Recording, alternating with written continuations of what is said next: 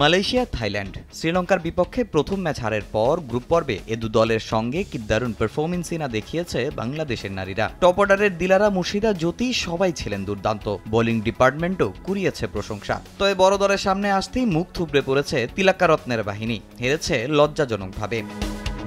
Asia কাপের সেমিফাইনালে ভারতের বিপক্ষে যেন এক অন্য বাংলাদেশকে দেখেছে সবাই। গ্রুপ পর্বে উঠতে থাকা টাইগ্রেস ব্যাটাররা এদিন যেন ভুলেই গেলেন ব্যাটিংটা। ৩০ রানের আগেই প্যাভিলিয়নে টপ অর্ডারের ৪ ব্যাটার। পরে অধিনায়ক জ্যোতির ৩২ রানে স্কোরবোর্ডে ৮০ রান তুলতে পেরেছিল লাল সবুজ। হেরেছে ১০ উইকেটে। এমন হারের জন্য নিজেদের মানসিকতাকেই দুষলেন অধিনায়ক। টপ অর্ডাররা রান করতে না পারলে ভালো স্কোর আসাটা খুব কঠিন। তবে আমি মনে করি এটা মানসিক ব্যাপার। আমরা মালয়েশিয়া থাইল্যান্ডের সঙ্গে যেভাবে খেলেছি এটা পুরোপুরি ভিন্ন। অতএব আমাদের এটা নিয়ে আরও কাজ করা প্রয়োজন। সবার সামর্থ্য আছে, শুধু ব্যাপার হলো মানসিক দিক। বিশেষ করে যখন ভারতের মতো দলের সঙ্গে খেলবো তখন ভিন্নভাবে চিন্তা করতে হবে। নগদের কাছে সব গ্রাহকই প্রিয়, তাই তো সারা দেশে ক্যাশ আউট চার্জ সবচেয়ে কম।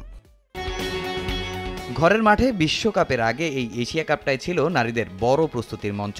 তবে শিরোপা জয়ের স্বপ্ন থাকলেও হতাশাই সঙ্গী হয়েছে জ্যোতিদের, যদিও এটাকে ইতিবাচকভাবেই নিতে চান অধিনায়ক। দেখুন, আমাদের ব্যাটিং নিয়ে অনেক কাজ করতে হবে। এর কারণে আমাদের অনেক ম্যাচ হারতে হয়েছে। কোচরা এটা নিয়ে পরিকল্পনা করছে, কিন্তু এখানে আমাদের ভালো অভিজ্ঞতা হয়েছে। বিশ্বকাপের আগে আমরা আমাদের সমস্যাগুলো ঠিক করতে পারবো। আগামী অক্টোবরেই বাংলাদেশে বসতে যাচ্ছে নারী টি-20 বিশ্বকাপ। ৩ অক্টোবর উদ্বোধনী দিনে স্কটল্যান্ডের মুখোমুখি হবে বাংলাদেশ নারী দল।